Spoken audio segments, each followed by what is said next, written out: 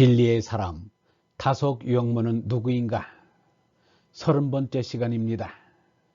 오늘은 남강 이승훈이 도산 안창호를 만나다. 남강 이승훈이 도산 안창호를 만나다 라는 제목으로 말씀드리겠습니다. 안창호는 서울에 와서 약관의 나이에도 불구하고 타고난 총명과 웅변으로 결의의 마음에 나라 사랑을 불러일으켰습니다. 고향으로 돌아가서 점진학교를 세우는 등 농촌 재건에 힘을 기울였습니다. 그러나 자신이 아직도 지와 덕이 모자라는 것을 알고 미국에 가서 교육학을 전공한 뒤 귀국하여 훌륭한 교육자가 되고자 하였습니다. 안창호는 나라를 다시 세우는 길은 이 결의의 교육에 힘쓰는 것이라고 생각하였습니다. 한민족의 정신이 살아있고 한민족의 문화가 살아있으면 나라의 독립은 이루어지게 마련이라고 생각한 것입니다. 그것은 옳고도 바른 판단이었습니다. 그런데 미국에 가서 목격한 것은 교포들의 비참하고도 창피한 살림살이였습니다. 안창호는 언제나 개인보다 나라와 결의를 생각하였습니다. 자신의 공부는 뒤로 미루고 교포들의 생활 개선에 손수 나섰습니다. 주제넘은 간섭이라며 오해와 비난도 받았으나 그것으로 물러설 도산이 아니었습니다. 그리하여 교포들의 자치기구인 공립협회를 설립하기에 이르렀습니다. 그러는 동안 1905년에 일본의 강압에 의하여 을사보호조약이 체결되었다는 소식이 날아들었습니다.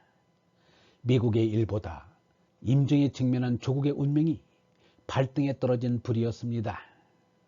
안창호는 자신이 없어도 교포의 자치기구가 잘 운영될 수 있도록 준비하면서 한편으로는 귀국 후의 독립운동의 전개에 대한 구상을 하였습니다. 심신의 준비를 마친 안창호는 1907년 일본을 거쳐 귀국하였습니다.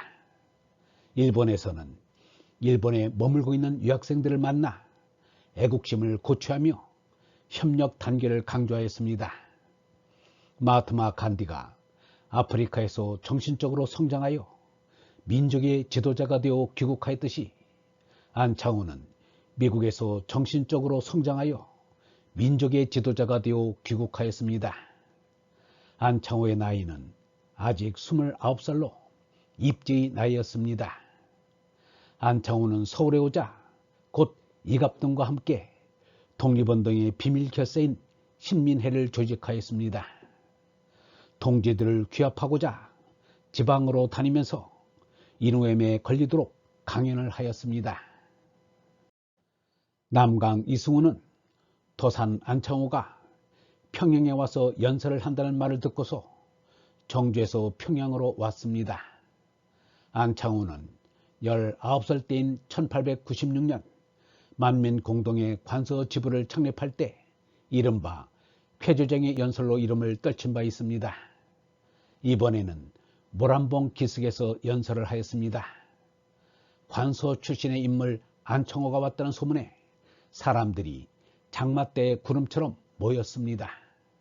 안창호는 구름 같은 청중 속에서 천둥처럼 울었습니다. 안창호는 교육으로 나라를 구하고자 하였습니다. 나라를 회복하는 한 가지 길이 있다. 삼천리 방방곡곡에 새로운 교육을 일으켜 2천만 계례가 사람마다 인덕과 지식과 기술을 가진 인격자가 되어 서로 믿고 돕는 거룩한 단계를 이루는 것이다 라고 하였습니다. 도산 안창호의 강연을 듣고 특별히 감동 감격해 맞이하는 이가 있었으니 바로 남강 이승훈이었습니다. 이승훈을 매료시킨 안창호의 연설은 어떠하였는가? 선생의 음성은 그리 높지도 않고 그리 낮지도 않은 중음계로 부드럽고도 비장조를 띈 것이다. 미사여구를 쓰지 않고 솔직 간결하면서도 독창적인 구성과 표현을 썼다. 그러므로 듣는 이가 몇 시간이라도 지루함이 없고 큰 소리를 치거나 탁자를 치는 일이 없었다. 침착 순탄한 듯 하면서도 마치 대의 물결처럼 고조하여 청중으로 하여금 저절로 만세를 고창하게 하였다. 세계의 대세를 말하고 한국의 국제적 지위가 빈약하고 위태하여 흥망이 목전에 있음을 경고하고 정부 관리들이 부패하고 국민이 무기력함을 한탄하고 나아가서 우리 민족의 결점을 지적하기에 사정이 없었다. 지금에 깨달아 스스로 힘쓰지 않으면 만국을 누가 맡겠느냐며 눈물과 소리가 섞여 흐를 때는 만장이 흐느껴 울었다. 뒤이어서 우리 민족의 고유의 우미성과 선인의 공적을 찬양하여 우리가 하려고만 하면 반드시 나라를 태산 반석 위에 세우고 문화와 부강이 구비한 조국을 이룰 수 있다는 것으로 만장 청중으로 하여금 서슴지 않고 대한독립 만세를 고창하게 하였다. 이승우는 사람을 해치고 연단 쪽으로 나아가 연단에서 내려오는 안창호의 손을 잡으며 이제부터 안 선생의 말씀을 실천하는 사람이 되겠다고 다짐하였습니다. 안창호는 이승훈에게 다시 조용히 만나서 이야기하자고 말하였습니다. 순이 한마디 선한 말을 듣거나 선한 일을 보면 강물이 터져 그득히 흐르듯 하여 막을 수 없었다라고 하였다는데 이승훈이 그러하였습니다. 바로 상투를 자르고 술, 담배를 끊었습니다. 다음 날 도산이 보낸 사람을 따라 안창호를 만났습니다. 자신보다 14살 아래의 안창호를 이승훈은 덧없는 스승으로 존경하였습니다. 이승훈이 나이가 43살이고 안창호가 29살이었습니다. 이번에는 안창호가 이승훈의 달라진 모습에 놀라지 않을 수 없었습니다. 안창호는 이승훈의 손을 잡고 감격하였습니다. 도산은 남강에게 신민회를 조직하는데 남강이 평안북도의 책임을 맡아달라고 하였습니다.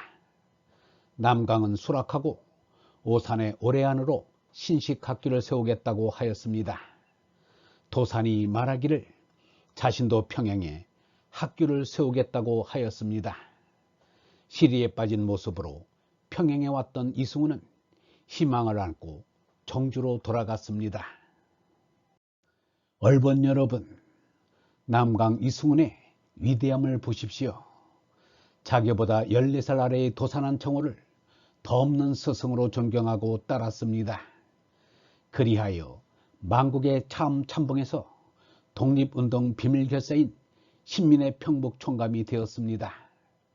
위로 오르는 교만을 버리고 아래로 낮아지려는 겸손한 민족의 그릇이 된 것입니다. 그러하니 할 일이 뚜렷해지고 틀림없게 되었으며 확실한 신념이 생긴 것입니다. 낮아진 이의 마음에 진리의 빛이 켜져 남강 이승훈이 나아갈 길을 밝히는 것입니다. 영성신학원 다속아카데미의 하늘소리였습니다.